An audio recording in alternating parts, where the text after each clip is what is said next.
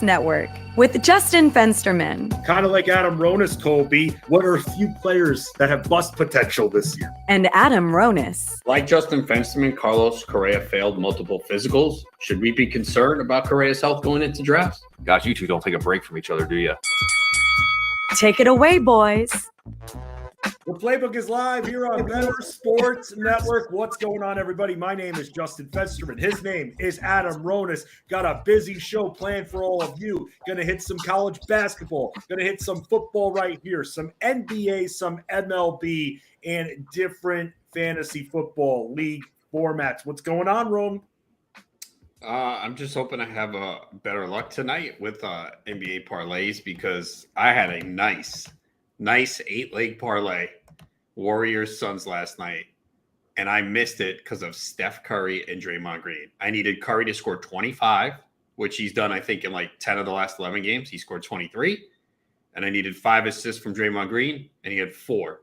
And the worst part is Dre fed Curry under the basket, and he missed with like 2 minutes left right before they pulled the entire team. So that was a real kick in the nuts last night. Were you surprised when I was awake when you texted me about it? I was very surprised. Yeah, I don't think that was you. I think I think there was a ghost on your phone, or you were sleep texting.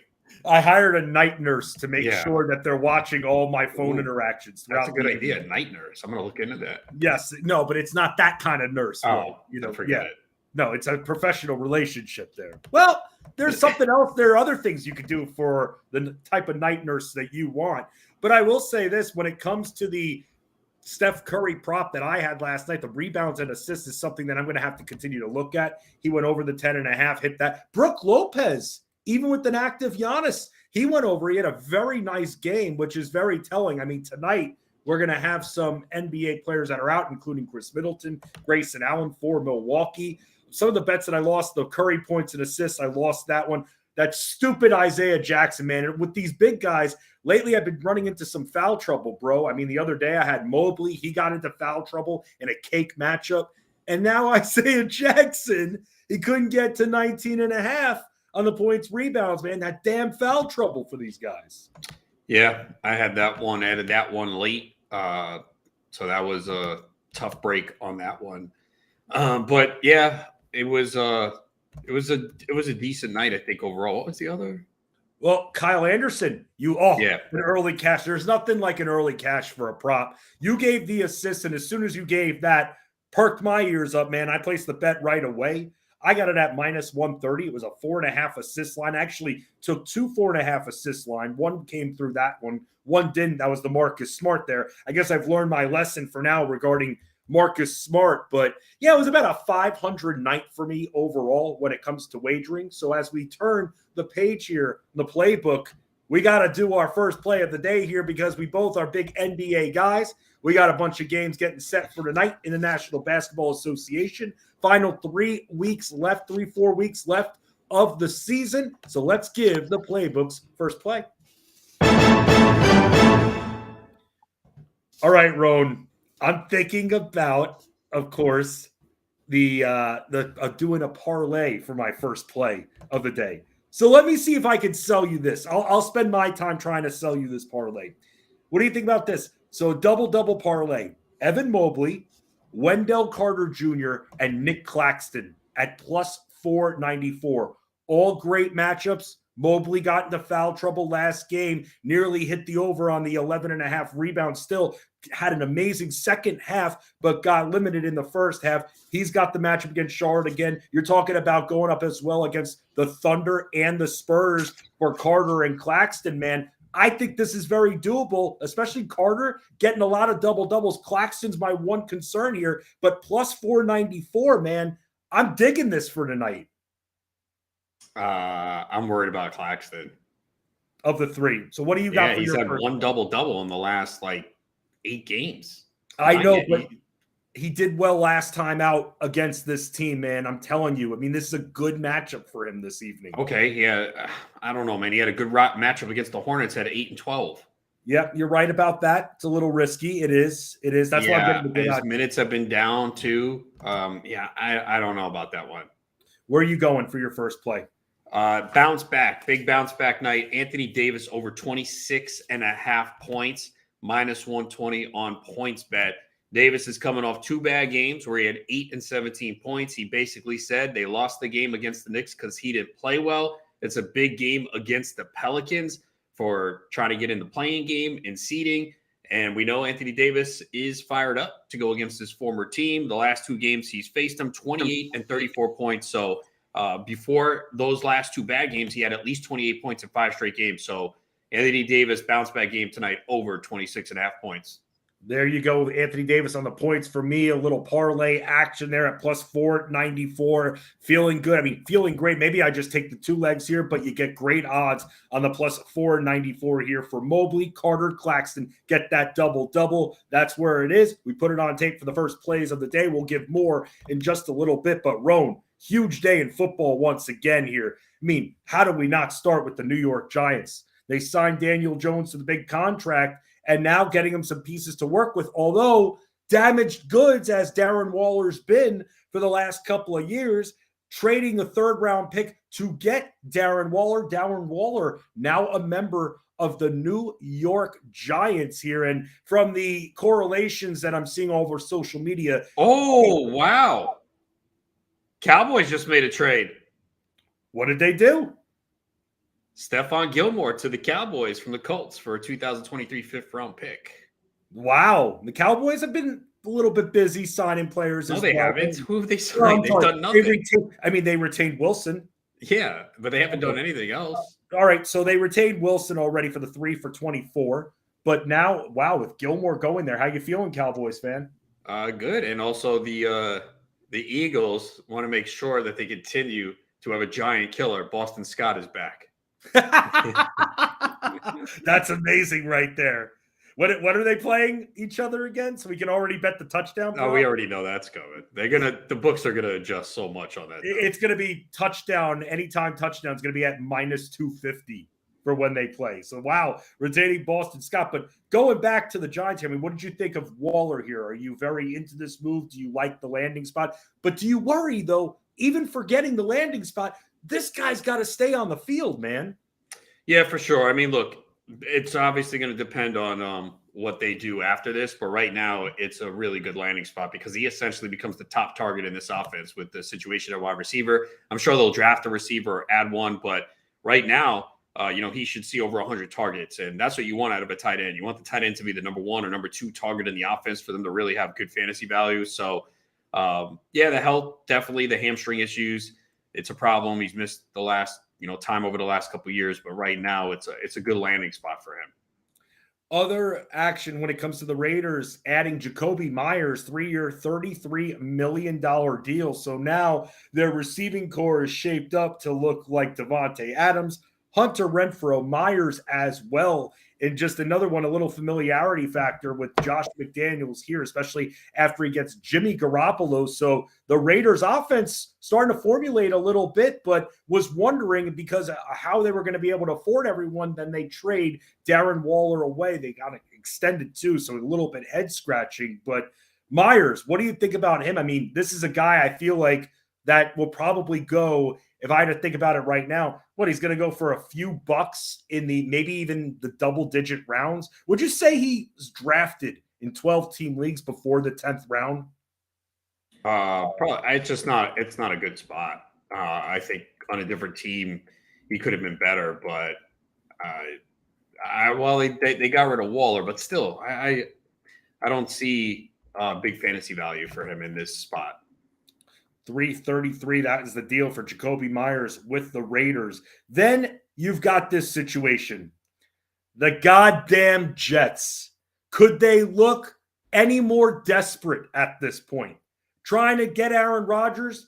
Apparently, Trey Wingo tweeted out yesterday that it's a done deal, but as we sit here right now, it is not a done deal. And you start to wonder, is it worth all of what's going on here with Aaron Rodgers now demanding they bring in? I mean, look, the Jets, meeting his demands. Yes, Aaron, we're not worthy, Aaron. We're not worthy. We'll bring in Alan Lazard on a 4-year deal, over $20 million guaranteed there. Mercedes Lewis is on the wish list as well. Randall Cobb, on the wish list. Where's everybody else? Is there anybody else? Why don't we take all of the Green Bay Packers receivers and tight ends from the last 20 years, put them on this list here? Where's Devin Funchess? He at one point was a member of the Packers. Why is Jordy Nelson, Antonio Freeman? Oh man, Jordy Nelson. The band back. Imagine how long would it take Jordy Nelson to suffer a lower body injury, would you say? Over under 2 games? Oh, I mean, he's old now. Yes, absolutely. There.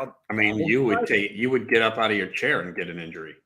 You would think, wow, you really don't think much of me when it comes to. I mean, yeah, definitely, man. You're like, you really like, am I that bad? Am I not that in good shape or anything like that? Ow. Yeah, just doing that, I hurt my back.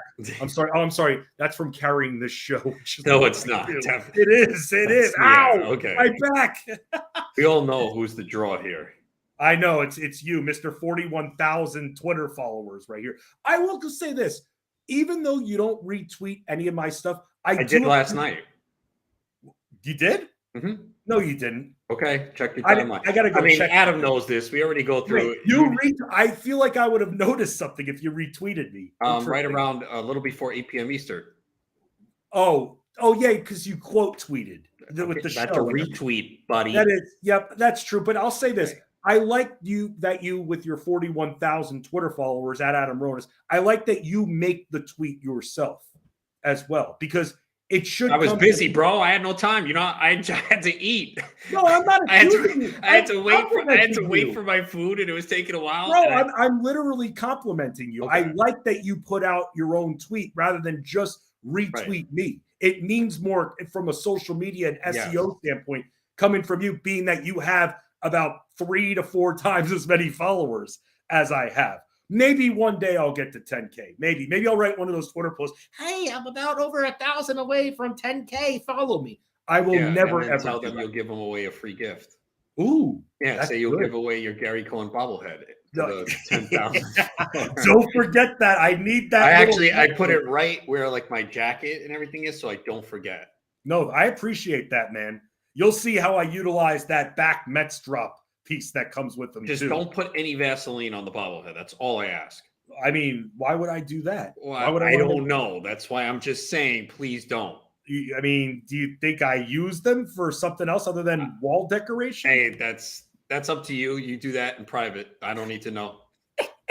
Well, thank you very much in advance for not giving it away to Marty, by the way. Well, he sent it back. I gave it to him and he mailed it back. Thanks, Marty. Where's Marty? Why isn't he in the chat? He's probably upset that his fantasy basketball season ended. Yeah, he's in my fantasy baseball league. I'm upset. I mean, I'm in my 3 leagues. 2 of them, I'm in the playoffs. The Cam Dynasty, I'm in the playoffs, facing the top overall seed. My league, I'm facing John and Pemba with a few. Yeah, this is what you have to do, by the way, if you're in your fantasy basketball playoffs. I dropped Trey Jones because Trey Jones has been sick. Devontae Graham, by the way, tonight is going to be very, very productive. But then you can't waste time because I'm also dealing with Luka Doncic being out as well. And he remains out, by the way. I know you do, but I need him for my points league at this point. I mean, I need Kyrie back, and I did pick up Hardy and Green, who came through last night. But there's going to be a rough week, man. So many guys sitting, man. It's just. I guess that's the nature of head-to-head, but it's like, you've seen I've been the best team in the league all year long. I mean, other teams are not that far behind me, but it's like if I just get guys sit or have a bad week, then that's it. My season ends in the semifinals. So it's just it's brutal, man. I'm hoping Kyrie plays tomorrow. Your Killian Hayes shares, though, looks good because everybody else on the team's out. And he should play tonight. I'm hoping they already ruled the Livers out. Joseph is questionable because Detroit's like, wait, we won last night. We cannot win again. Were you surprised that even though they've got so many guys out, and I know Kyle Kuzma's out, it's still a 13-point spread? What did you want it to be, 20? You want the Wizards to be favored by 20? No, I thought the Pistons would maybe get a little bit of love here. But they have no one. Right, but look at what they did last night. Against the Pacers, who sat everyone. But we're talking about the Wizards here. They're not exactly They still got Porzingis and Beal, and they're playing for something. They do. I just figured that maybe it would be 8.5, 9, not 13, where it's at right now. Oh, I thought you wanted it to be higher. No, I want it to be that's a game you're not even going to bet, though. You can't mess with that. No, you really can't. You just can't. But I'll tell you this there, and I'll give some more plays a little bit later on. That Cleveland-Charlotte matchup, I definitely want some involvement in there for DFS and for wagering as well. Roan, you can hold me to this right now. Michael Thomas, 1 year. You're drafting him. Here. I'm not drafting him this year, man. What if he's there in the 10th round? I really don't want to draft him, dude. I really don't. Last year was a 5th round pick. This year, 10th round, man. Ooh, much more of a sell, but the guy can't stay healthy for 3 years, 3+ years now. Would you take him in the 10th round if you just, or even in your auctions for a couple of bucks? Or you're not messing with him? Probably not messing with him. It just usually as guys get older, they just don't stay healthy. Speaking of players who don't stay healthy, what about Rashad Penny? Eagles there. It says a lot about what this running back shuffle that we're going to see over the next few days here. So with Rashad Penny going to Philadelphia, I mean, if you're an Eagles fan, I guess you're happy. But again, this guy's Mr. Glass. He's got to be able to stay healthy for the year. Yeah, by the way, Dallas is sending a 5th round pick to the Colts for Stephon Gilmore. Yeah, look, Penny's been one of the best running backs over the last 2 seasons on a per touch basis, averaging 6.2 yards per carry over the last 2 years. His yards after carry per rush is 4.43, tops in the NFL. So we know health is the big issue, but man, in this Eagles offense, I mean, we saw what Miles Sanders did last year. So he's going to miss time. You have to know that. So if you are drafting him, there's going to just be a lot of time missed. So I guess it depends on where he's drafted, but yeah, we all know how good he is, but he misses time. He just, I know everyone uses the whole injury prone thing. I don't know. Maybe some guys' bodies are just not built. Because we see it in all sports, right? There's just certain guys that just cannot stay on the field. They can't stay. Zion Williamson's body's not built for a professional. And sometimes that changes. Because I remember Matthew Stafford. Oh, he's injury prone, and then he became, he stayed on the field. With Penny, we've seen since his career 14, 10, sat out 20, 10 and 21, and 5 games this past year. So likelihood is you're getting 8 to 12 games. Yeah, you can't, hard to plan based on that. By the way, Dolphins retaining both their running backs, Raheem Mostert and Jeff Wilson there, both deals under $10 million. Oh, and also Broncos Samaje Perine 2-year deal. So I'll be a backup. Okay, and I saw that. Well, we don't know when Javonte Williams will be ready. He might not be ready for the start of the year. I read something a few weeks ago. He might not be ready for like the first 6 or 7 weeks. Mm-hmm. Not ideal right there. Just not at all. The Commanders released, by the way, J.D. McKissick as well. So we'll keep you up to date with everything going on in free agency, NFL training. It's been a wild couple of days here. But speaking of wild, madness. That's what we're talking about. Roan, you fill out a bracket yet? Not yet, no. I filled out my bracket. I've been doing it as tradition with one of my best friends for over 20 years at this point. So we always get together, we do a little bit of math, we come up with a system, we fill out the bracket here, and we're going to talk with Dan Servodidio from fantasyalarm.com and pickswise.com as well about who he likes coming out of each region and who he thinks will be the national champion. But tonight, beginning at 6:40 p.m. Eastern, little program note, we're going to be out of here at around 6:38 p.m. So set your clocks. Let's all synchronize. 6:38, we're out of here today a little bit early. Why? Because you can watch live NCAA tournament action and compete in our real-time Q&A contest on the Bettor Sports Network app. It's Southeast Missouri State versus Texas A&M Corpus Christi in the first 4 matchup on BettorCast. Watch, play, and win prizes by answering predictive questions about the game while having fun chatting with our community in real time. Join us for the BettorCast, the Bettor Sports Network app tonight starting at 6:40 p.m. Eastern.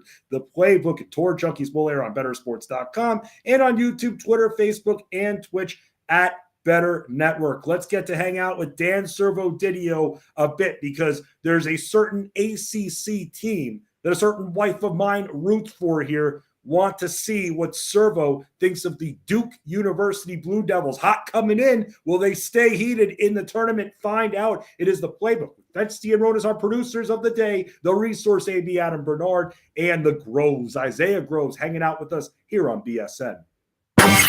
However you're invested in sports, from betting to fantasy, collectibles, and more, join our community on Bettor Sports Network.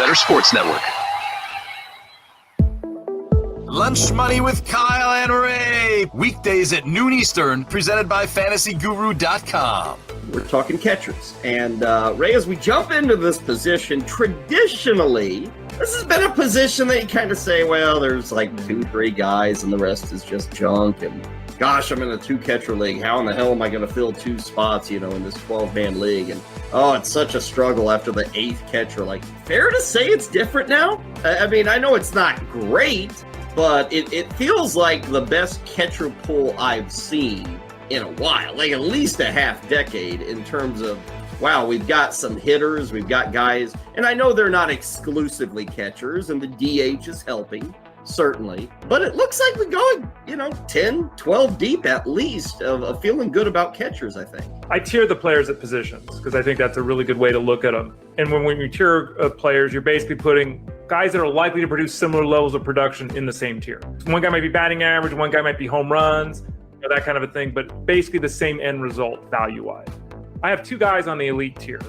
I then have 9 guys or 8 guys on the next tier. And then I go all the way to 22 on the 3rd tier, which basically almost gets us to that, 2 catchers in the 24, 12-team league kind of thing. So I agree with you. And I think that even if you look beyond that, there's some names that are outside my top 20 that I could easily see being top 15 catchers this year. So yeah, it's not wow, but it's good overall. We got some young guys coming in that are dynamic players to help out some of the older guys that are still hanging on. It's better than it has been. I agree with you. It's actually very young, Ray. And that, I mean, you look at Varsho, Rauschman, William Contreras, Kirk, Melendez, Cal Riley's semi-young, but Keibert Ruiz. And there's still other guys coming up that are in the minors right now. That's, we used to always say all these young catchers, just catch, don't worry about hitting. These guys are coming up with some skill sets as well. Yeah, and the game is different now, right? Back in the day, you were an old dude that had no athleticism. You were good at blocking balls, and we hoped you'd pop 15 home runs, right? That was kind of the MO. Now it's different. Now we get more athletic guys. It's not that, you have to be some dumpy, slow guy catching. You can be an athletic player that can play other positions, as you noted. So I think the youngsters are bringing more athleticism, kind of like the tight end position in football, right? It's like there is more athleticism at the tight end spot than there was 25 years ago. I think it's the same way at the catcher spot. Make bets and follow your fantasy team while you buy, sell, and trade collectibles in real time. Only on Bettor Sports Network.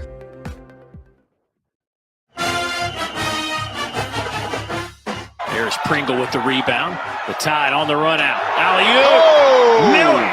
Throw it down. Young fella. Call, chat, enter contests in real time. It's Sports Talk 3.0 with Bettor Sports Network.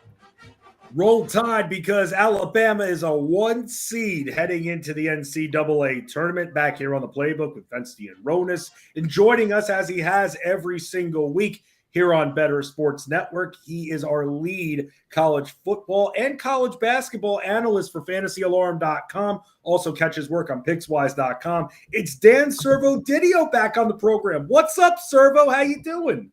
What's up, guys? I'm ready. I got a bracket in my hand, printed it out. I'm ready to go.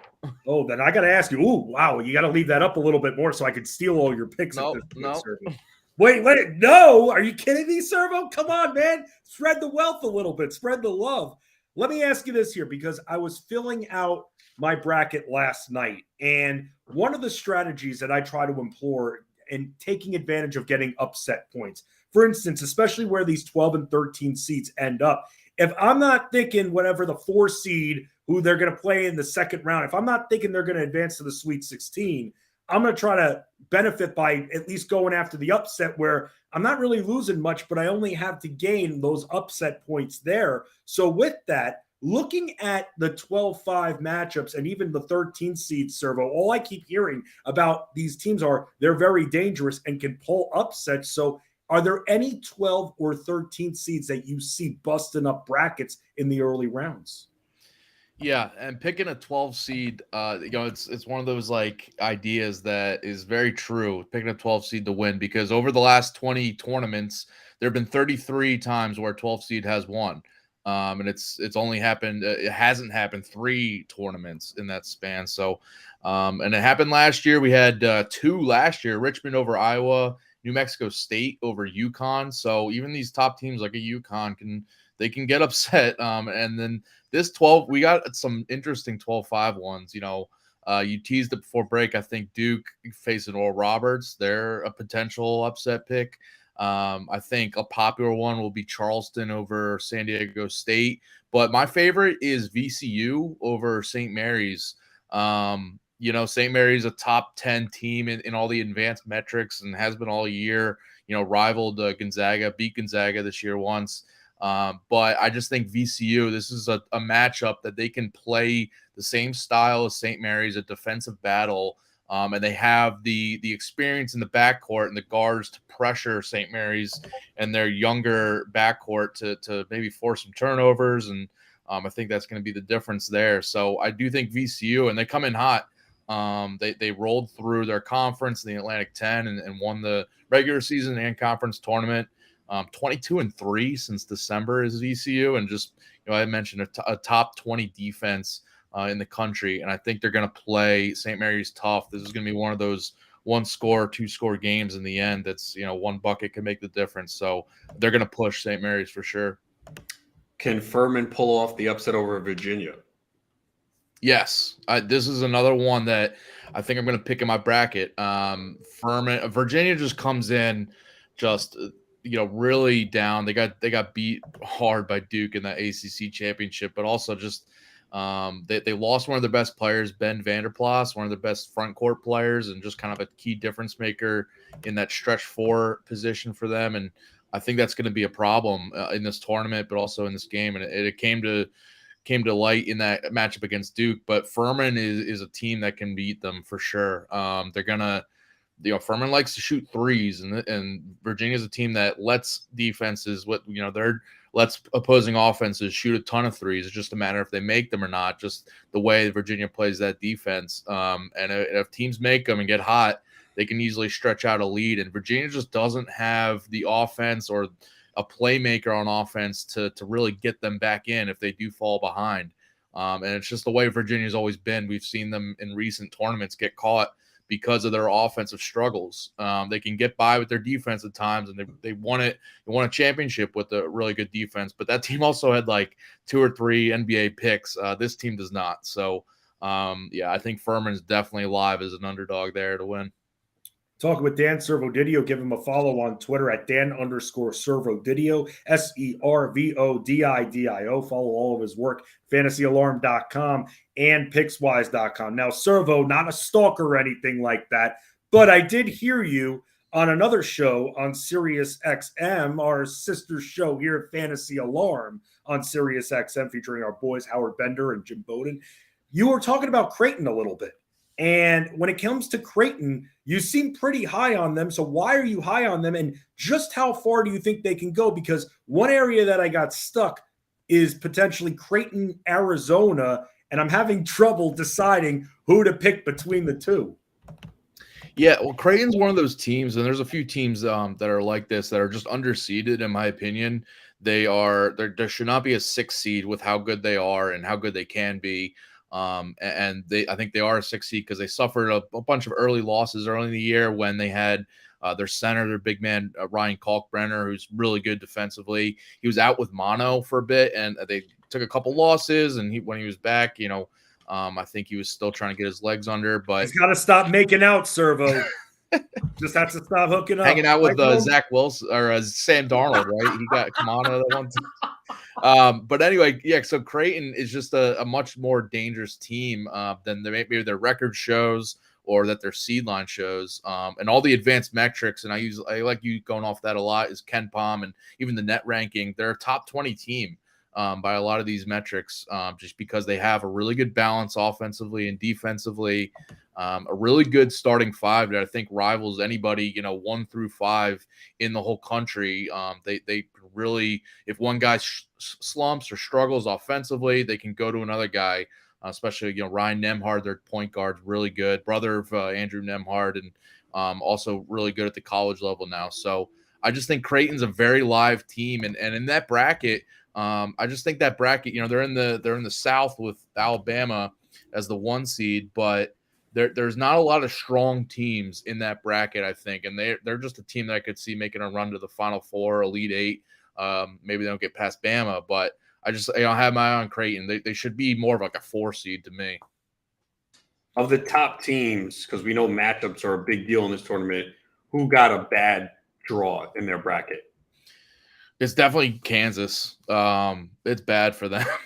11, or 4 of the top outside of Kansas, 4 of the top 11 rated teams in the net ranking are in their bracket. You got UCLA, Gonzaga, UConn, and St. Mary's. So they're going to have to eventually match up with 1 or 2 of these teams.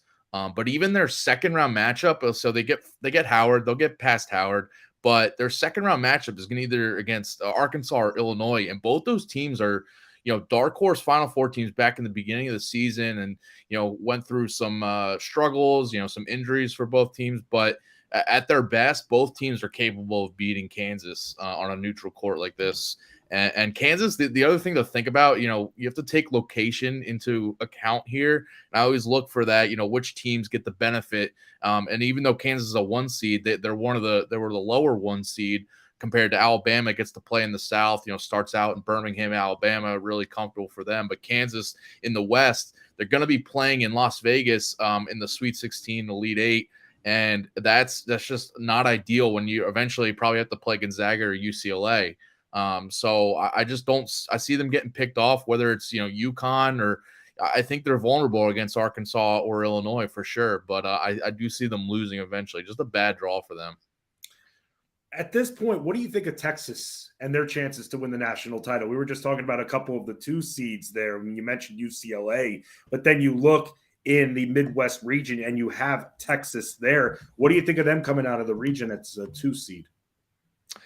I've been going back and forth on them. And I think ultimately I do see them getting really pushed and possibly losing. And I just to tease it, I'm going to pick this losing in the second round to whether it's Texas A&M or Penn State, because I think both those teams are coming in very hot, are very underrated. 7 Texas A&M as a 7 seed is very underseeded to me as well. And Penn State's been one of the best teams and almost won the Big Ten tournament.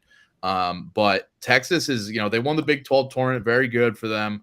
I just think they have a lot of uncertainty, like offensively when they have a ton of talent, but it seems like some offensive possessions where they have like 4 or 5 guys that are alphas that are all trying to fit in on this team. And I think at the beginning, in the middle of the season, I liked how they were gelling and they were clicking. But it's just some of those vibes. It's like late in the game where when they get in crunch time, it can kind of go awry offensively. And I just think, maybe, they're honestly vulnerable here against Colgate in the first round. I mean, Colgate's a very Patriot League, baby. They're going to can't lose to a toothpaste, They're man. a team that's been in the tournament before, and they're not going to be scared of this matchup here. And Texas is a team that's coming off a really big high of dominating Kansas in that Big 12 title game, where they might get caught here. But I do think they're going to play a really good Texas A&M or really good Penn State team in the second round. So I just think that maybe they got hot at the 2 right of a time. I don't know, but I think I'm kind of off of them. I don't know if they make a run. What do you think about UConn? Do they have a chance to make the Final Four? I know that we're in the bracket with Kansas. It's a tough bracket, you said, but what are their chances to come out of and reach the Final Four? I think they have a good chance. This is a team that's been, they're like top 5 in all of the advanced metrics, definitely rated higher than what their seed says as a 4. They went through a spell during the Big East conference schedule where they suffered a couple uncharacteristic losses where you'd think like a top 10 team would handle that, whether it's at home or on the road, and they suffered some of those bad losses. But I think they're getting better at the right time. And this is a team with multiple, future NBA picks on the roster, and they're really good defensively, really good offensively, can dominate the boards. which is crucial in this tournament setting. They're gonna get a test here against Iona. Rick Pitino coached. Iona. Let's go. This is a real test for them. But I do think if they get past that, they can make a run, because I could see them beating Kansas.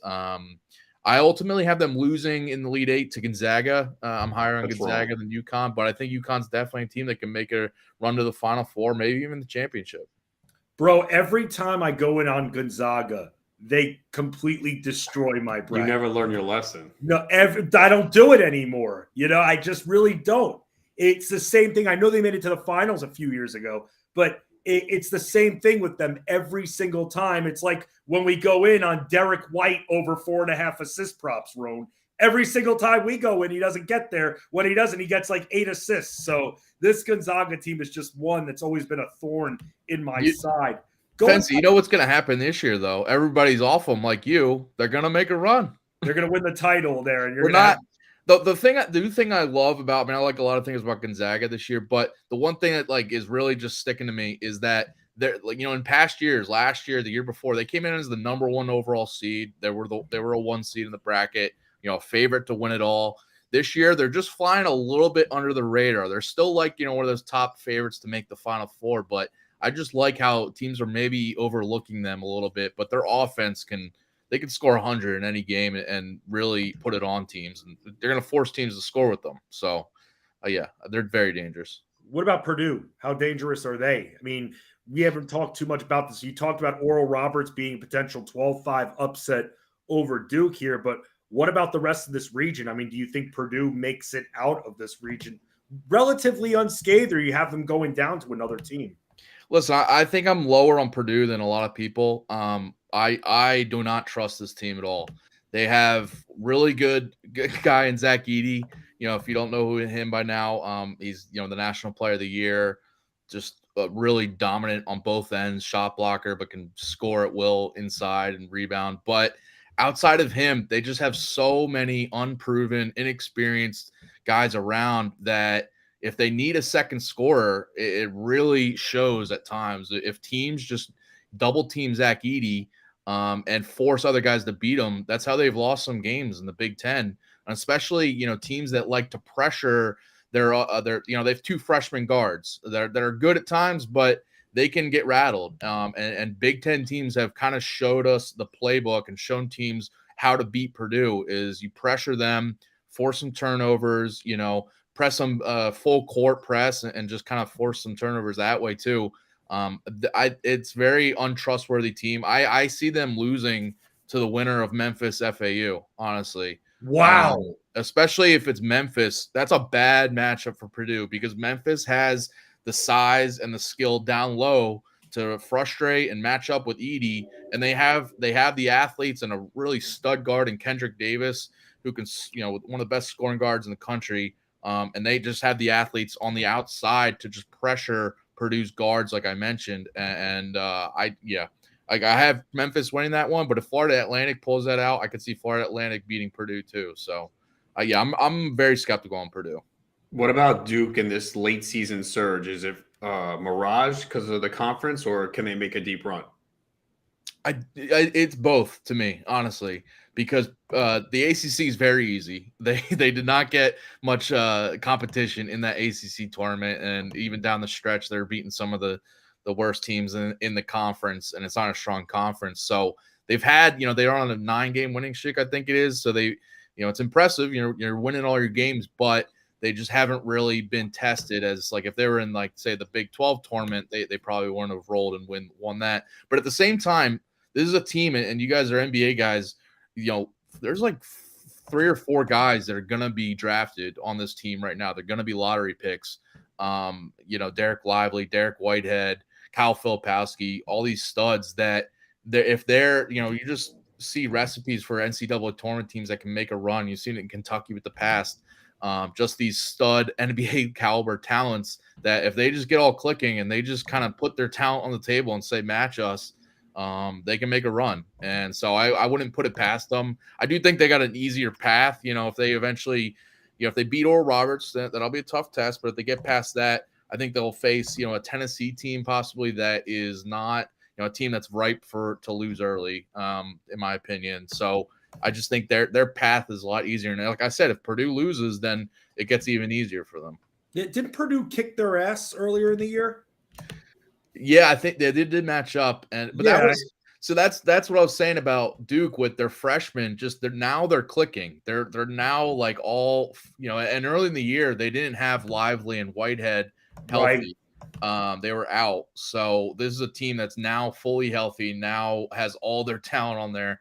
And Purdue at the beginning of the year just kind of they rode Edie like they are now. Dan Servo-Didio, follow all his work, fantasyalarm.com, pickswise.com as well. Servo, I'll just say this. Your Eagles, though, making some moves today. I mean, they're getting Rashad Penny. They made sure they kept James Bradbury. He's now back on a 3-year deal as well, trying to maintain as much as they possibly can. But besides that, Servo, and you can all follow Servo at Dan_Servo-Didio on Twitter. Servo, I need one school. Who's your national champion? Well, I gotta say, I haven't been paying attention to too much NFL news. I know that. I heard that on the interview yesterday. So I've been glued to this bracket. I made sure not to ask you any Eagles questions. You could have told me we traded, Jalen Hurts or something. I would have not. They just did. It better not. Don't freak them out, Ronis. I'm locking in Houston. They were my pick early in the season, mid-season. I've stuck by it. And even though they have a little bit of an injury worry right now with Marcus Sasser, their best player, he's got a groin injury, but I think he comes back. It's not like a serious thing to me. So I just think they are the most complete team and they get it done. Well, Dan Servo-Didio, you complete us by coming on our show every single week on the Playbook. You'll actually be back with me and John and Pemba on Friday. So this is great. We're getting you before the storm begins. And then we're going to get you midway through the first round here. It's going to be great. Always the first couple of days are always the most exhilarating with all the games going on. And Servo, I know you'll have some DFS content as well up on the site. Good luck, man. It's going to be a busy week. But as always, thank you so much for guiding us. Yeah, thank you guys for bringing me on. Yeah, we got some first 4 games coming up shortly. So get on that. Nice. Anything you like in that game from a betting standpoint? I saw you tweet something out before. Yeah, I like the over in the Texas A&M Corpus Christi game, the first one. It's 2 fast-paced teams. They're just going to be shooting the lights out here, and it's been creeping up. Almost 160 is the total now. But, yeah, I like the over there. Give me a fun watch. Dan Servo-Didio joining us. He'll be back with us on Friday. His compadre at Fantasy Alarm, Pete Cole, will join us on Thursday. A lot of college basketball coverage. Servo, thank you so much again for the time. Thank you, guys. We go from one Fantasy Alarm family member to another as Josh Wagner is going to stop by, talk a little hockey with us, let us know the state of the league and what he's liking from DFS and from a wagering standpoint as we return on the Playbook on Bettor Sports Network. Bettor Sports Network. It's sports talk done better. Washington Commander fans, it's time to rejoice. The day you've been waiting for seems like it's finally on the way. And you know what day I'm talking about. No, not the next time you have a parade down Constitution Avenue. That's still years away. But the day you get to say goodbye to the man who has owned that franchise since 1999. It's Daniel Snyder. You know it well because he's been the worst owner in sports in the 24 years he's owned that football team. That once proud franchise, the Washington Redskins, the Hogs, the championships, Doug Williams, Joe Gibbs. Now what you have left behind? Memories of Albert Hainsworth. How'd that work out? Horrible free agent signings, not to mention the scandals. Just this past 18 months alone, the horrible reveal of the Commanders' team name when everybody knew who it was the day before. Oh, that Sean Taylor statue, that gimmick, that joke. How about the touchdown celebration of the mascot, the Tutty? That was horrible. You keep getting in your way. Time and time again. The best thing you had for your fan base this offseason was hiring them an offensive coordinator. And now the later scandals, financial misconduct, all these things you got going on. Yet you want Roger Goodell in the NFL to look the other way while you negotiate your sale of the team on your terms. It don't work like that. Only person you really got on your side is Jerry Jones, and it's not going to be enough. So go ahead, Daniel Snyder. Do the right thing. Sell the team, go on about your business. Don't worry about this no more. The fan base deserves better. You've done a lot to tear this situation down. It's just time to walk away. Don't try to negotiate your own terms. Do the right thing and give the Washington, D.C. natives, give the people inside the Capital Beltway their team back. You can find more contents like this at Bettor Network on TikTok, Instagram, Twitter, and YouTube.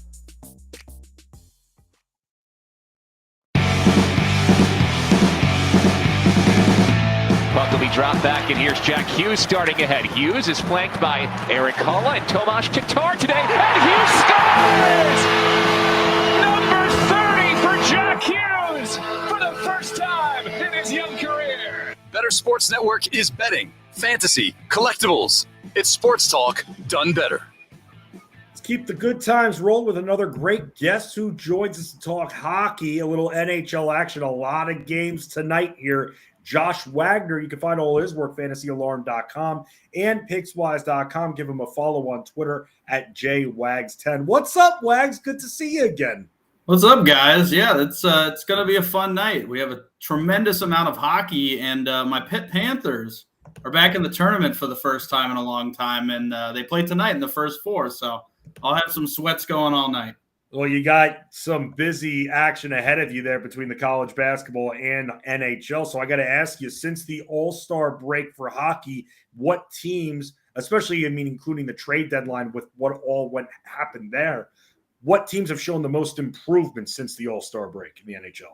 Yeah, so what a lot of people have talked about, and I agree tenfold, the Ottawa Senators are starting to do a lot of the right things. They may fall just a bit short this year just because the teams in front of them have a bit of a head start, and the Islanders and Pens, I think, are each like 8 points ahead at this time, and we're running out of games. So, but next year, they're a team to look for. They did a great job bringing in a guy like Claude Giroux a year ago. Same thing with Alex DeBrincat. Now they have Jacob Chychrun under contract for several years, and it was a crazy good deal at the time, and they didn't have to flip too much. So the Senators are one. Maybe not this year, but next year. Two teams that have drastically improved, and, one, it wasn't really their fault for Colorado. They dealt with a lot of injuries in the first half of the season and, just getting healthier and getting everybody back together, getting Valeri Nichushkin up to speed with everything.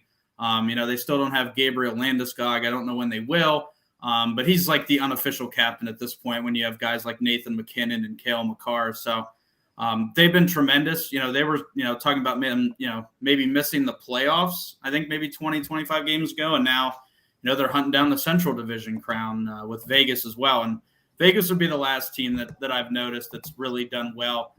They've sidestepped some major injuries with Mark Stone being out for a while, another captain that hasn't played for his team. But it's not making a tremendous effect. Nothing against those guys, but, the locker room is veteran laden and they're doing a good job. And they traded for Jonathan Quick, which I thought was really significant. You're talking about a goaltender that, won several Stanley Cups with the LA Kings not that long ago. So he's having a bit of a career renaissance. So those will be the three teams that I'm looking at right now. My Rangers play the Capitals tonight. Any bets you like in that game? Yeah, so if there was one that I had to take, because the Rangers are a little bit chalky on the money line, and I do think they win this game, the puck line might be a little bit more interesting if you want to go that route. But they've been playing a lot of close games lately. I would just go ahead and take the over of 6.5. The Capitals defense hasn't been very good. They traded off a lot of people at the trade deadline. And the ones that are left just aren't very good. The guy that's making the headlines is Rasmus Sandin, and he's more of an offensive puck mover than playing the defense in front of his own net. So I would go ahead and take the over. And on the Rangers side, they're scoring a lot more. They're, starting to figure things out. But the defense, Igor is still very good, but he's not what he was last season. We'll see, what postseason version shows up. But the Rangers allowing about 3 goals per game at home over their last 10. So there's a potential for a high-scoring game here.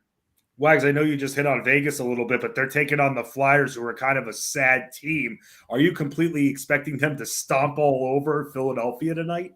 I think so. And, when John Tortorella is a coach, it's always going to be competitive because he likes to yell and scream like Bill Cowher did back in the 90s. But this team just doesn't have any talent, and the talent that they did have, they trade away. They are getting some guys that are finally skating again, like Sean Couturier, but I don't even know if he'll be back this season. So we're looking at Vegas big time. They're big time favorites as well. You could take the puck line. I would feel pretty comfortable with that. Vegas on the road this year, 27-5 So they've done really well, away from Vegas, which seems to make sense because Vegas is kind of a distracting place, guys. So they do well on the road, and it looks like Jonathan Quick is going to start. And we just talked about him, how he's having a career renaissance with Vegas. And we've seen this before in Vegas with Marc-Andre Fleury and Robin Lanier. He's 3-0 right now as a Vegas Golden Knight with a 1.97 goals against average. So I like Vegas's chances greatly tonight. What other games you plan on betting tonight? I need money. I can't lose. So give me some winners. Yeah, I don't want to put you back out on the street, Ronus, but we're heading toward I have to house him this weekend in New York City, Wags. He's bumming off me for my hotel room. There you go. So he's going to lose the house. The deed is gone. We're heading to the Oilers. We're not picking the Oilers, but we're going to take the total because we have a marriage of two great trends. We have the Oilers offense and we have the Ottawa offense. The Oilers, the last time you sold me on the Oilers, remember what happened? Yeah, but that was betting on them when McDavid was like, 22, 23 years old? That was back in 2019, I think, right before the pandemic. Was it 20? No. It could have been. It might have been 2020, but it was McDavid's first trip to the playoffs, and they were doing that play-in tournament. So it was the COVID year. It was the 5 versus 12, but no regrets on that bet. It fell apart, but whatever. But I'll take the over in that matchup. The Senators have been scoring a lot. The Oilers always score a lot. So over 6.5, I think it's 7 some places. That's fine too. One of the other ones, we'll take the Devils over the Lightning. I know your producer will like that. He came in with the Jack Hughes highlight. But, the Devils and Lightning are heading in opposite directions of their franchise trajectory right now. The Devils, they did really good at the trade deadline getting Timo Meier. They're young, they're fast, they're playing the right way. And the Lightning, they might be dead right now. I mean, I know we have enough runway left in the season for them to correct some of the things that are happening, but they've just looked absolutely dead. And they benched Stamkos and Nikita Kucherov in a game for a whole period. Things are just bad. So getting minus 135 for the Devils in a game that they should absolutely win, I'll take that. Talking with Josh Wagner. Give him a follow on Twitter at jwags10. And you can find all his work on fantasyalarm.com and pickswise.com, the betting on Pickswise, and DFS on fantasyalarm.com. Any player props that you like in these games tonight, Wags? Yeah, so I think as just like a net statement for some of these games, feel free to, go buck wild with Boston against Chicago tonight. Chicago's allowing like over 35 shots on goal per game. So all of their shots on goal props for Boston are in play. Guys like David Pasternak, Brad Marchand, Jake DeBrusk, all those guys. You have my blessing there. Looking at the Coyotes, I don't think they haven't announced the starting goaltender yet in that game. But the Flames are putting up some of the higher shot totals in the NHL right now, at least over the last 10 games.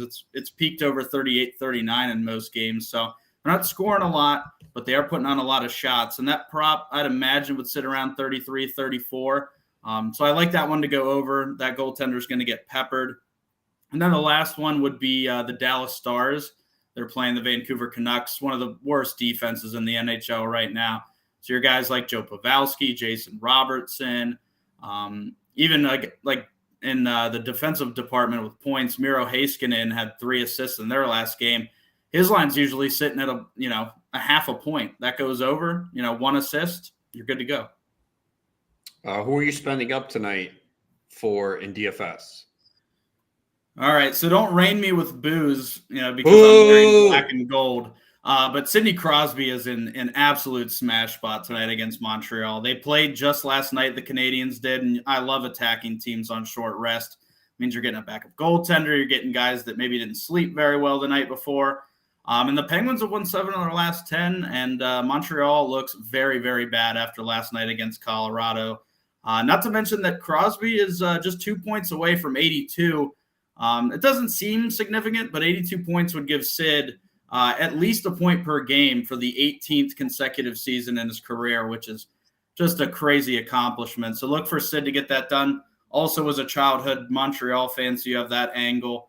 That would be for center. When we're looking at wing, we already talked about the Bruins, but David Pasternak, he's going to be really chalky, but if he ends up having 2-3 goals, which he very well could against Chicago, you might just have to eat that chalk. At the very least, he's going to have 5-6 shots, and a couple of points. So you'll get a return value on that 9.1K.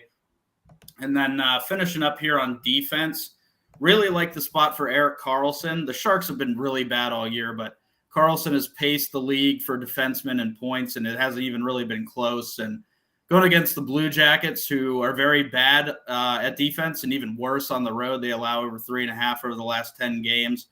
Karlsson, I think the Sharks probably score 3-4 goals. Karlsson will probably have his mitts on a few of those. Wags, what about from the other end of the spectrum? What about fades when it comes to DFS tonight? Yeah, so teams to fade, we already talked about Chicago going against Boston, stingiest team in the league. You don't want any Blackhawks players. You don't want any Carolina players, which is a little bit surprising, but they're banged up. Andrei Shmetsakov tore his ACL. He's out for the year. So they're going to have to shuffle up lines. I don't like that this late in the season. Detroit, I'm avoiding. The Flyers, I'm avoiding. Against Vegas, obviously, we talked about Johnny Quick. And then the Kings. I don't want the Kings against the Islanders. The Islanders slow everything down. They're a nightmare for DFS. Any value plays on either DraftKings or FanDuel that you like tonight? Yeah, so I mean, we'll start at the bottom here because I'm at the bottom of Chris's playbook from today, kind of looking through some of the names here.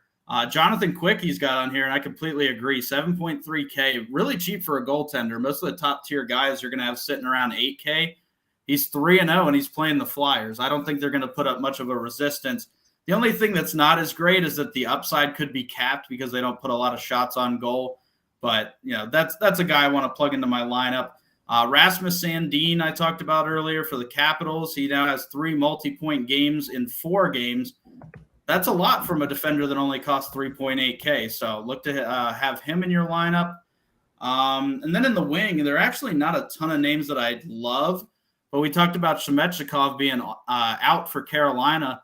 Maybe Teuvo Teravainen makes his way to the top line and gets over 20 minutes tonight. He hasn't been great over the past few years in DFS, but more minutes, more chances maybe. I know it's not a ringing endorsement, but everything is pretty appropriately priced at wing today. So that might be one that I'd look at. And then the last name, we'll go with Jason Zucker. He's 5K even. He has 8 goals in the last 9 games for the Pens, and we talked about Crosby's matchup being good.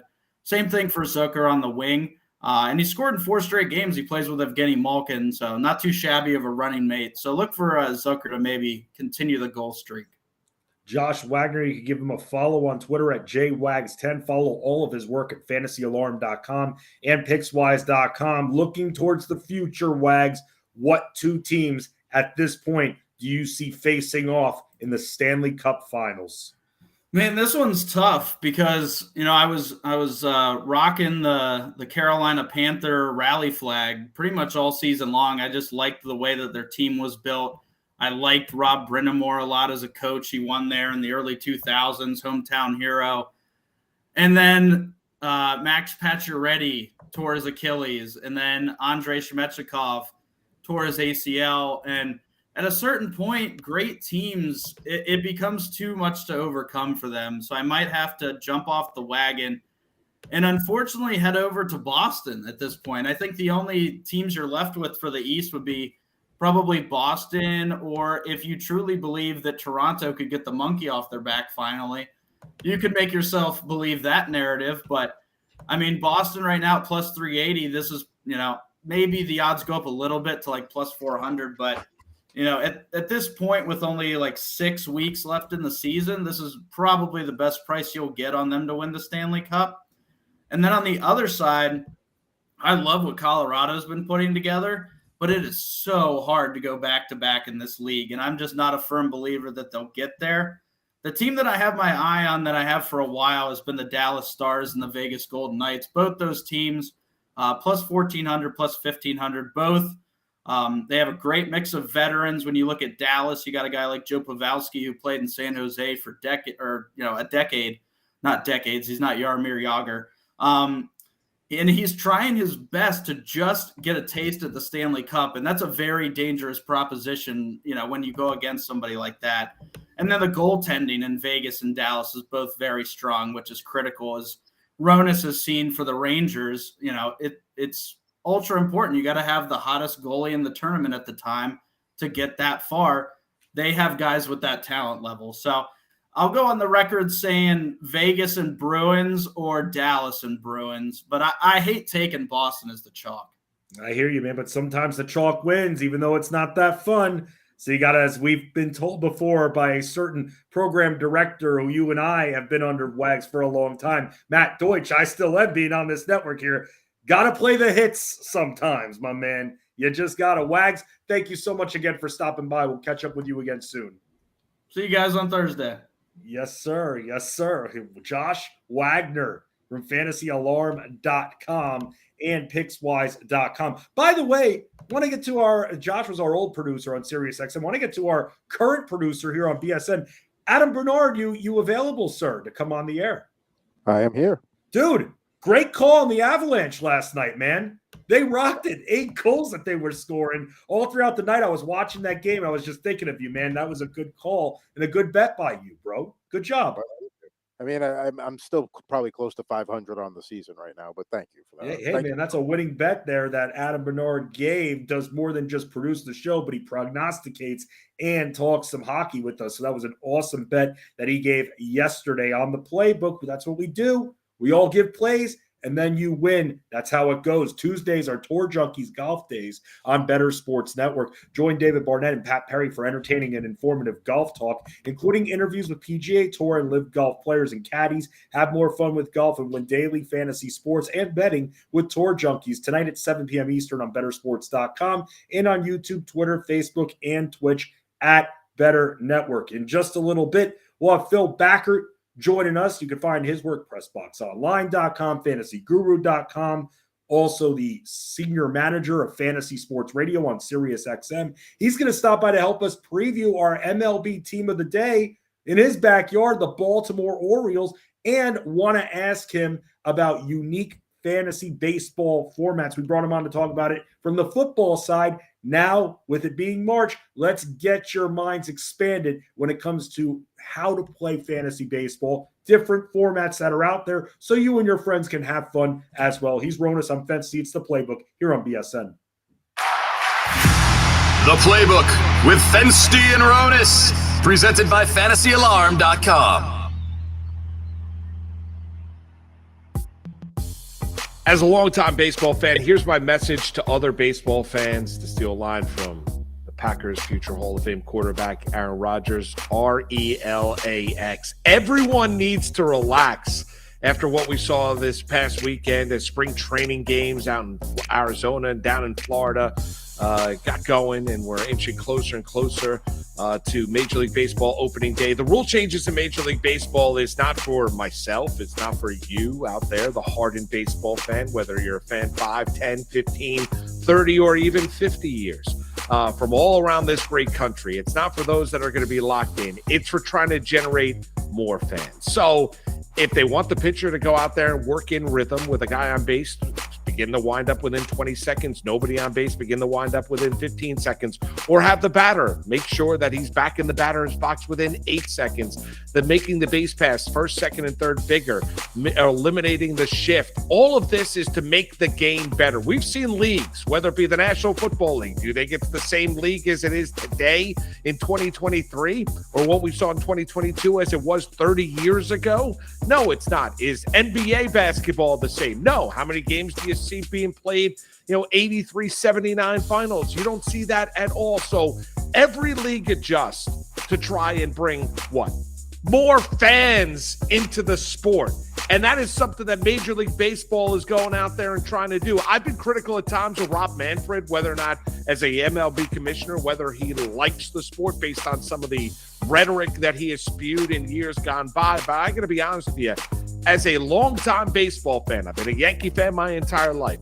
Watched a ton of Met games here in the tri-state area. Watched baseball all around. Can't wait for October baseball. Think it's absolutely unbelievable what is transpiring now and what's happening now, and the rule changes being brought about baseball.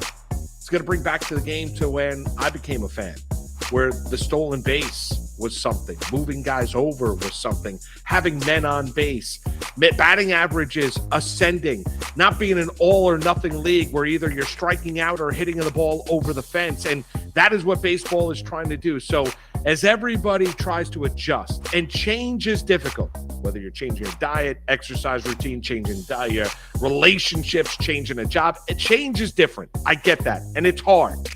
But let's take a step back. Let's understand what Major League Baseball is trying to do here. And they're trying to repopulate or repopularize the sport. That's what they're trying to do. They're clearly the third most popular sport in the United States. They want to make it less regionalized. This is the way they need to go about doing it. I'm all for it. For more content like this, download the Bettor Sports Network app or go to bettorsports.com.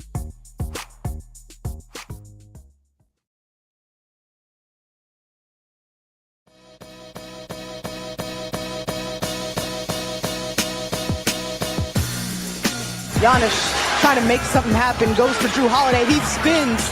Lots of ball movement from Milwaukee. Time winding down. Giannis put it up and in. Just seeing the team, how good the team is, and how good the guys are playing, and you kind of miss it.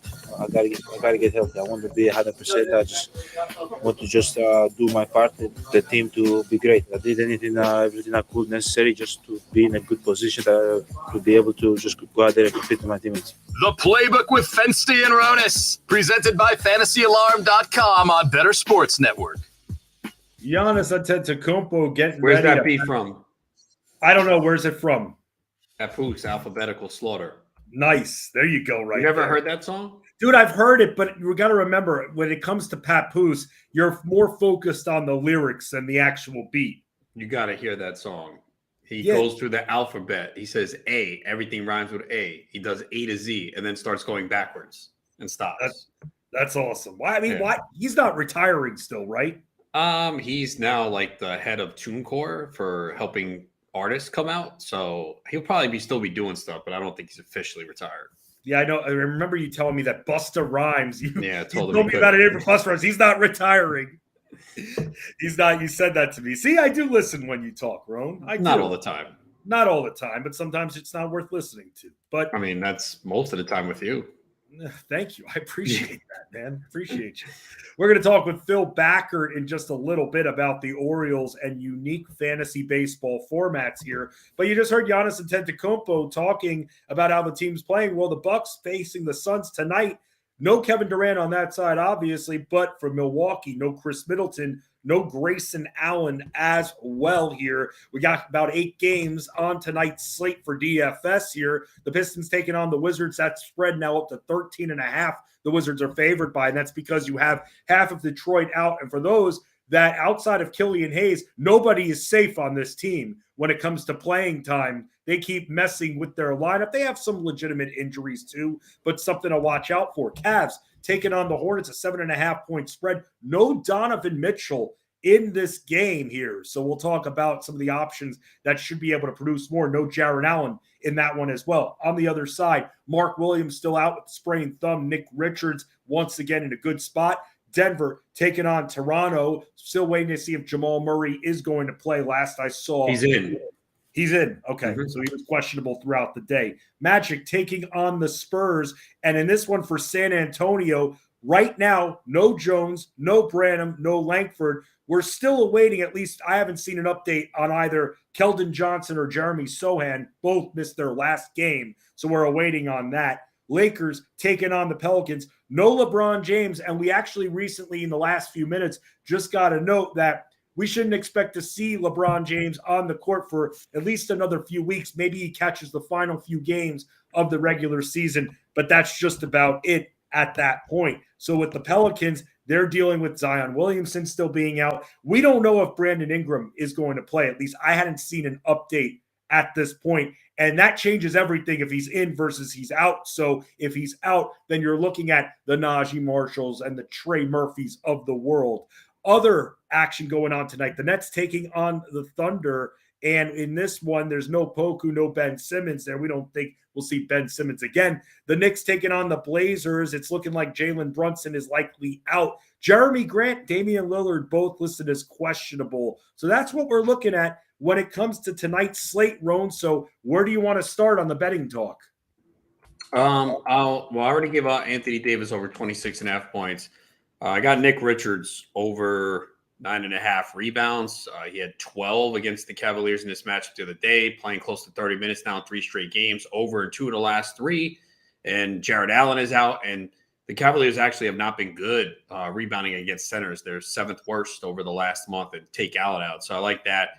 Then you want to look at something with Darius Garland. So I did 2 parlays tonight. One of them is actually just a small 3-leg parlay because I really like Darius Garland tonight. So it's a same game parlay. Again, very small. Are you laughing? No. I thought I heard a laugh. Okay. No, I'm not laughing. Why It's would only, I laugh? it's only a 3-leg parlay. I did a 3 and a 6. So this one is plus, where's the odds? Plus 140. Garland, 25 points or more. Garland over 5.5 assists, and Kelly Oubre 15 points or more. That's not Oubre bad. Oubre's gone over 20.5, I think, like 6 straight. So I lowered it. He's taken a ton of shots. He didn't play against Cleveland in the last game. He sat out. But again, no Donovan Mitchell, no Jared Allen. Man, I was Karis LeVert earlier was 10.5 points, but they moved it up. I couldn't get it in time for 10.5 points. It's up to 15.5. So I'm not. What are his points and assists at? Because hasn't he dished a couple, like 5 or more times? Yeah, I mean, he should start. It's Charlotte. We mentioned, though, that they have been playing better defense since the All-Star break. So then I have a 6-leg parlay. I won't get into that. Why not? All right. Well, it involves Mobley, Garland, Boncaro, Fultz, Anthony Davis, and D'Angelo Russell. It's plus 1,031. But it's not that unreasonable. It's not unreasonable though. But we'll see what happens. Right. Because I got burned last night on a plus 800. But I still can't get over that. All right. So some other things I'm looking at that I haven't bet yet. Van Vliet assist. Right. Boom. It's We're 8.5. back. It's 8.5 though now. But we talked about this. If it went up to 8.5, we'd still bet it. Yeah, it's they're back home against Denver. It's actually plus 116 on FanDuel 8.5. On DK, it's plus 105. So, but he's gone over it now in 1, 2, 3, 4, 5, 6 of the last 7 games, and the one he fell short, he had 8. He did face Denver recently and had 14 assists in Denver. I think Denver is like allowing the most assists to point guards this year. So, he's dishing a lot. He's not taking a lot of shots. The shots from the field the last few games, 9, 12, 12.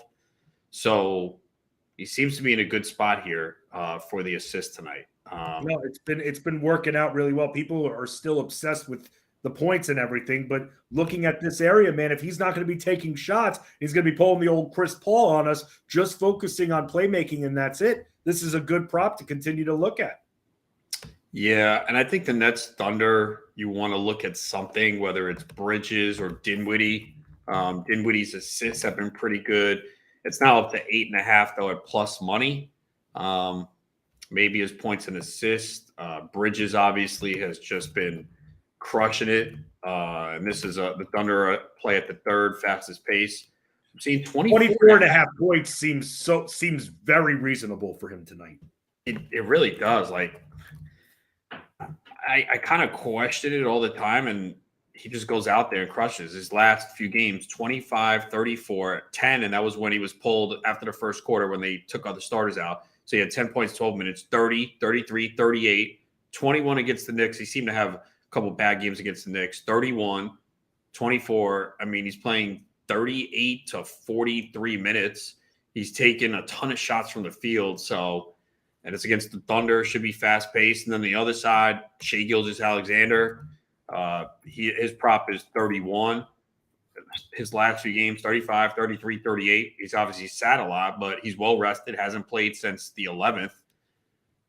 So, I mean, how does he not get over 31.5? I'll tell you how. The Thunder bench him for no reason. I don't. It's I not think happening. if he starts. I mean, I guess, do they put Bridges on him? They should. Probably, I guess.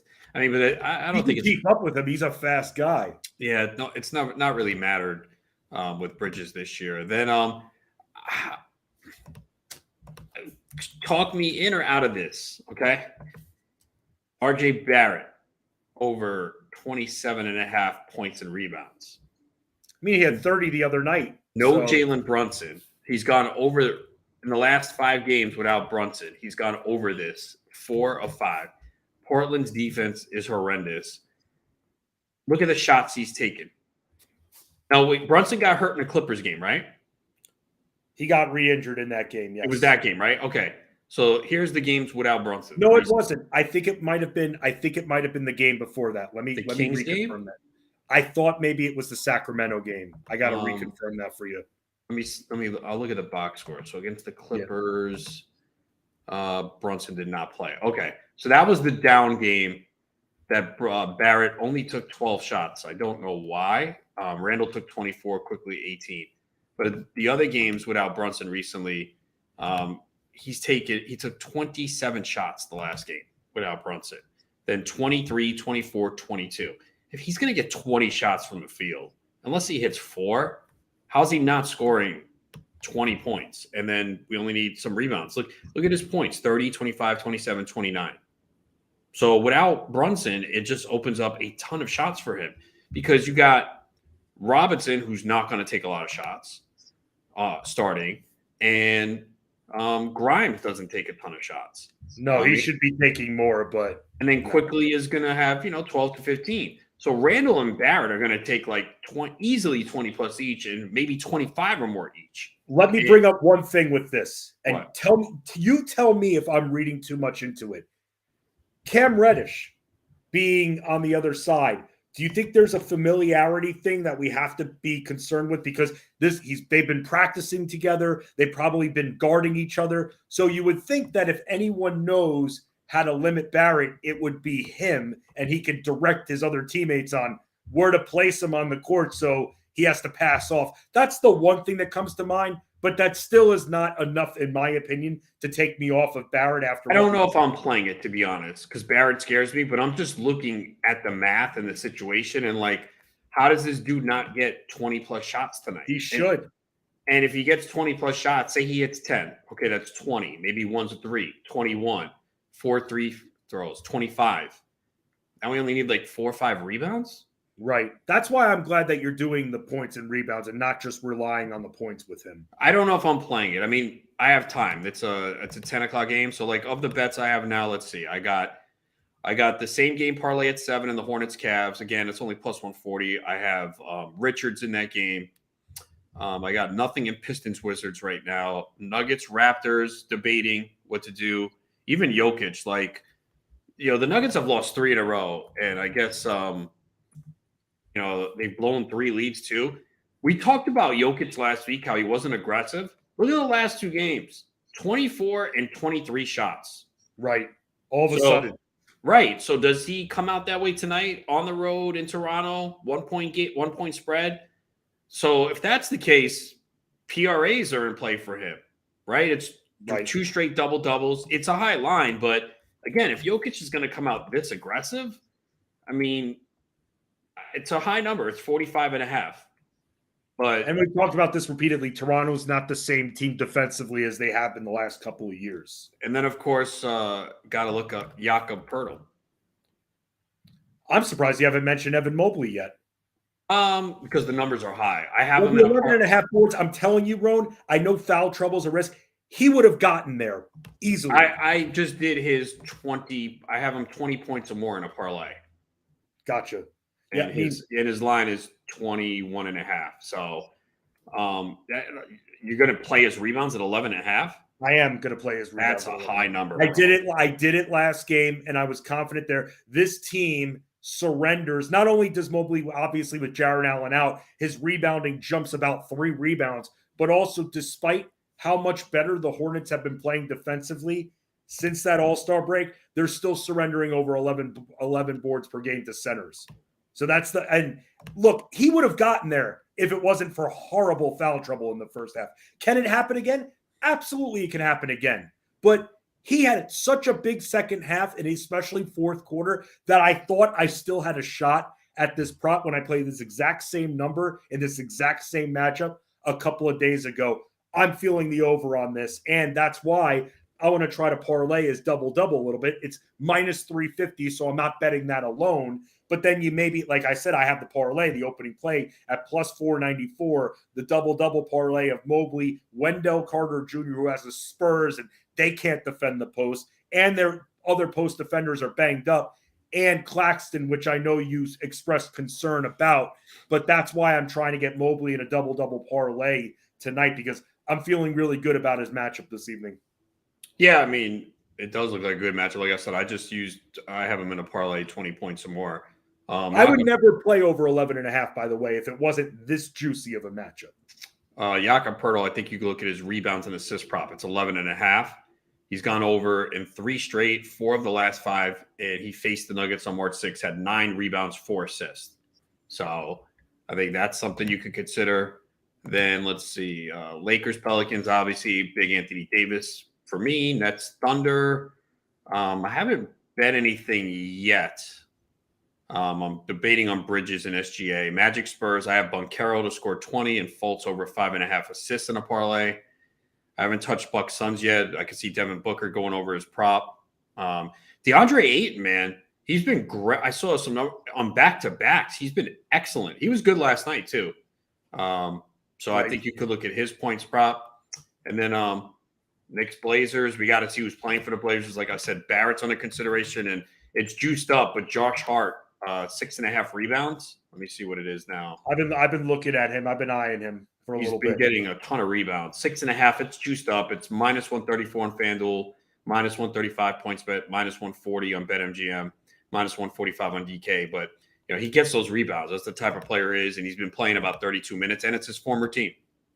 Little revenge narrative right there. We'll talk a little bit more on the other end regarding a few more plays. Again, program note that the playbook ending a little bit earlier because of the Bettor cast today. We'll give you all the details about that. But we're also getting you ready for the upcoming baseball season with the Bettor baseball preview. From fantasy baseball to MLB betting and the newest baseball cards in 2023. You can access our exclusive content for free right now at bettorsports.com, featuring some of the sharpest analysts in the fantasy baseball space, including Adam Ronis, Ray Flowers, Kyle Alfred, Cody Decker. Get player profiles, prop bets and futures, sleepers and busts, fantasy draft strategy, collectibles, and more at no cost. Register right now at bettorsports.com to get instant access, one of Ronis' favorite things that he provides, plus notifications when new features are released. The Bettor Baseball Preview at bettorsports.com. Let's talk a little Baltimore Orioles with our buddy Phil Backert, and I'm in a unique style fantasy baseball league. Going to hit you up about that as well, especially if you're thinking about just starting out playing fantasy baseball this season. You're going to want to hear about this league. Hey, people like to do less work, right? Well, guess what? This league provides that. We'll tell you what it is in the playbook on BSN.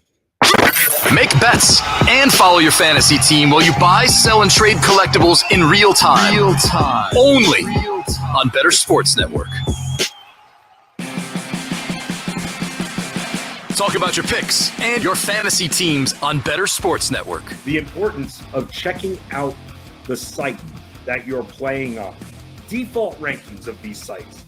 A lot of times they don't get updated. I know from experience. I used to write default rankings for the NFBKC, the basketball version of the NFBC. I'd write these default rankings in June for the NBA, before the NBA draft, before free agency opened up. And guess what? I was never asked to write an update article or update the default rankings. This happens a lot.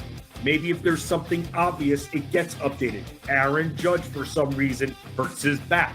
Maybe they make that change. Just maybe. But you don't know that. And that's why it's just so important that you show up to your draft room or you do that pre-draft prep. We're all busy. We know we're about to devote a lot of time to our fantasy baseball drafts. Why not spend the extra 20 to 25 minutes to invest properly in your team, to go and see which of those players are way down default rankings? They're going to be different on all of these sites, and you're going to be looking at them and going, maybe their analysts think a certain player who shouldn't be in the top 100, who should be maybe even not even the top 200, will be in that top 100. You got to check that out. You got to know where you're playing, just like you got to know your format when you sign up for the league. It's just so crucial, and people just skip right over it. You think it's cool to show up to the draft room 3 minutes before the draft. Well, number one, it's not cool because the commissioner's trying to make sure it is organized, especially me, who runs auctions. You can't, it's one thing if someone doesn't show up for the snake draft, oh well, doesn't ruin it for everyone. Auctions, you can't have someone not show up. Auto bidding, auto auctioning, it ruins the sanctity of those drafts here, which is why I always recommend, hey, make it easy on your commissioner. Don't make them send those texts there. It's annoying. You shouldn't have to do that. Don't wait till the last minute and get in there about 20, 25 minutes before so you can just look up and down the entire default rankings list so you can make a queue out of that, Ron. And the reason I keep saying this is because people still show up 2, 3 minutes before the draft, and that's it. In fact, in one of my auctions, people were asking me where certain players were, and I go, did you search their name? No, I just got in. Well, that's no excuse right there. That's your own fault. I mean, when you're organized, so you're a hard person to ask here. You're getting those questions. This is your preschool league, right? People don't know how to search player names. People freak out. They don't think. That's the problem. Because they show up 2 minutes before the draft. That's why. The Playbook with Fensty and Ronis, presented by FantasyAlarm.com. Weekdays at 5 Eastern on Bettor Sports Network. Something magic happens on your radio. You make the magic happen. Magic of Orioles baseball when the game is close and the Oaks are hot. Time for a little Orioles magic, and to do that and to talk about the Baltimore Orioles, we need to get with Baltimore's favorite son. He's our guy, Phil Backert. There you can follow him at Phil Backert on Twitter. Follow all his work. PressBoxOnline.com does fantasy content there. FantasyGuru.com, and he's the senior manager of SiriusXM Fantasy Sports Radio. Phil, welcome back to the Playbook. How you doing, man? Fensty, Ronis, you're getting me fired up playing that song. You don't get sick of it at all? You never get sick of it, right? No, there's some iconic things in life that when you hear it, you can listen over and over again. That's one of those songs. Yeah, man, we got Let's Go Mets Go, so we totally understand that, and that's still hot even after 1986 when it came out. But speaking of things that are awesome, let's talk about your offense-only fantasy baseball league. When you came up with this, and this is a league that I'm in, Ray Flowers is in from Lunch Money, no pitching is involved in this league. You're essentially setting a lineup every single week. There's really no draft. You have a limited amount of times that you can put a hitter in your lineup for the week, and then once you're maxed out, you're done. So you have to be careful there. A lot of points based. But Phil, when you came up with this offense-only league, what was the motivation behind it? So I know a lot of people that love baseball, they just don't play fantasy baseball. And for whatever reason, the season's too long, a lot of work, things that Ronis doesn't have time to hear. But those are the realities. And I wanted to create something that got people interested and would want to give it a try. So also over the last few years in baseball, pitchers just don't pitch enough innings. Teams rotate closers. So I just wanted to get rid of that and just make the most exciting part of the game, and that is just offense. And I came up with this offensive-only league where it's total points and singles, doubles, triples, all that count, not just worrying about batting average or home runs. So that was the main reason, was try to get more people involved who have never played fantasy baseball, and that's kind of worked over the last couple of years. What are some other unique fantasy baseball formats that you think people should try and play? So I do two other ones, and I twist the fantasy baseball, but one's like a home run only league, and you can have different categories of like we'll just say $15 salary, and you have the high price guys, which would be like Aaron Judge and Kyle Schwarber, and then you have the lower price guys. So you have to fit a whole budget into the $15 or $20, whatever you want to do, and create a team that way. And it's just home runs. It's the only thing that counts. And I actually like this league a lot. It's called 13 run league. So it's all 30 baseball teams. So you have to figure out a way to get a lot of teams. People can have multiple teams, obviously, but the goal is to try to get as many people as you can. So not everyone has 2 teams. And you essentially draft a team, and you could have the Mets, the Yankees. And the goal is to try the first team to get 13 runs. So once you get 1 run, that's 1. 2 runs. And then first team that gets to 13 runs wins the league. So 2 years ago, it lasted a month. And then a couple years ago, it lasted pretty much the entire season, which is crazy. Wait, so it's the first team to get to 13, not that you have to hit 1 through 13? I've heard of that, where you have you have to hit 1 through 13, yes. Right, okay, because you said the first team to get 13 runs. Yeah, sorry. First team to get to 1 through 13. Right, okay. Yeah, I've definitely heard of that for a while. Yeah. So those are a couple of ones I do, but offensive only is the one that's kind of taken off for me over the last couple of years. What do you think about that, Roan? What do you think about this league? I brought this up to you a couple of times. What, 1 through 13? The offense only league. Would you ever play in a league like this? Look, you're more involved and invested into baseball than a lot of people, especially casual players. But do you see why this seems interesting for the fantasy football crowd? A little bit, yeah, I can see it. Yes, Phil. That means that he doesn't give a damn about it. I can see it. I'm just so used to playing with pitching too that I understand. Look, I'm all about change. I like variation. I don't like staying with the same thing over and over, obviously. We know that, Road. I mean, have you seen your dating history? We all know that, Road. That's why Ronus and I get along well. We do.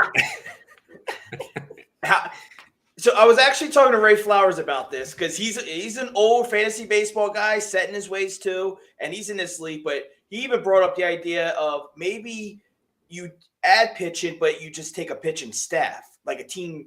You have team defense in fantasy football. Why not have team pitching? And so you're getting the wins and you're getting the saves, but you're not worried about, all right, this team's rotating closers or this pitcher's only going 4 innings. You're going to still get the wins and the saves that way, and then you just accumulate that throughout the season. Yeah, that might be a good addition to it. Absolutely. Well, that's why we talk about unique formats with Phil Backert, whether it's fantasy baseball regular season or fantasy football playoffs or fantasy football regular season. Phil's in a lot of different unique leagues and contests, and it's just a way for us to expand the fun and expand fantasy sports as a whole. Phil, you're a huge, huge Orioles guy. I got to ask you, man, what are your expectations for this team this year? Based on where you're seeing some of the players going, some of the hitters going, what players are you interested from the Orioles in drafting to your fantasy baseball teams? Cedric Mullins obviously comes to mind because he 2 years ago, 30 for 30. I think he's going to easily get 30 stolen bases again this year. He might push 40. I don't know if he's ever going to hit 30 home runs again, but 20 to 25, and that's more than enough for him. So he's probably the main guy I will invest in.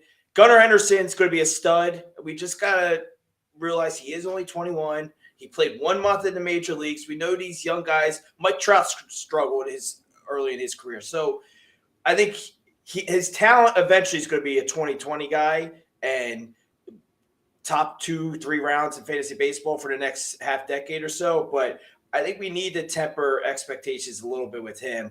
One guy I really like, he was one of the unluckiest hitters last year, was Ryan Mountcastle. Now, the problem with him, he's not going to steal a lot of bases and you can find power. But I think he's a guy that 2 years ago hit 30 home runs. I think he's going to return to that. We know Santander last year hitting 30 home runs. So they actually have, for the first time, Feds, in a while, they have a lot of guys that you could target. I mean, Felix Bautista is going to be a top closer. And an under-the-radar pitcher, in my mind, is Kyle Bradish. I think he's going to be a guy that's going to approach 10 strikeouts per 9 innings. So we need the strikeouts. And for a pitcher that can go later in drafts, he's a guy I'm looking at. You mentioned Felix Bautista. He's being drafted top 7, top 8 closer. Do you think he is one of the top closers for fantasy this year? I'll say yes, just because of what he did last year. He's on a good team, and he has a role. Like, you know that he is going to get the 9th inning. My only hesitation with him is last year was the first year of his career, and he's like 27, 28 years old, that he actually threw strikes. I mean, this guy could not find a strike zone throughout the minor leagues. It was like walk rate was over 5 per 9 innings. But the Orioles pitching program, this new regime that they have, they kind of harnessed his 9,900-mile-an-hour fastball with his great splitter, and he was able to throw strikes. So that would be my only hesitation is he has shown throughout his career that he could lose the strike zone, and that's the quickest way to be demoted from the closer role. Phil, any players on the Orioles that you're worried about when it comes to production or lack thereof for the season? Yeah, I'm really worried about Jorge Mateo, and I know a lot of people are drafting him because of the stolen bases and the new rules that they think he's going to run wild, and I'll say he probably will. My problem is he's going to bat 220, and last year when this team was still rebuilding, you can allow a guy to bat 220. But the Orioles are loaded at the shortstop position. If Mateo doesn't hit, they can always slide Gunnar to short. I think Gunnar's going to play a lot of shortstop anyways. And they have guys and going to be a AAA that are ready to come up. They can either play third and you move Gunnar to short, or they can play short and keep Gunnar at third. So if Mateo is not hitting the ball in May and this team's winning and they're trying to make the playoffs, I could see him losing his spot. Hanging out with Phil Backer. Go to PressBoxOnline.com, FantasyGuru.com to find all of his work, and you can hear him along with Jeff Bands on SiriusXM Fantasy Sports Radio. He produces the Elite Sports Show and also is the senior manager of Fantasy Sports Radio. Phil, I don't know if you know this answer or not. We've seen some tweets from Lamar Jackson switching up to the Ravens very quickly. Do you think Lamar Jackson is going to be the Ravens quarterback this year? Yes, because there's going to be no other team that wants him. This is the wildest thing I've seen. I thought the scenario was going to be they were going to give him the exclusive tag and then trade him. But the fact that they gave him this non-exclusive tag and now he's going to be able to negotiate without an agent, try to talk to a bunch of teams, and they know that his asking price is Deshaun Watson money, I think he's going to find out quick that no one's going to offer him the money, and the Ravens are the one that have offered him the most and will offer him the most. So he's going to end up back with the Ravens. He's going to be unhappy. This is an ugly situation. I wish it didn't come to this. They offered him the contract 2 years ago, and I think this is a valuable lesson of like why you need an agent, because they would have handled this, and and then he could just worry about playing football and just not this drama that's going on. Give Phil a follow on Twitter at Phil Backer. Philly, thank you so much for stopping by again, man.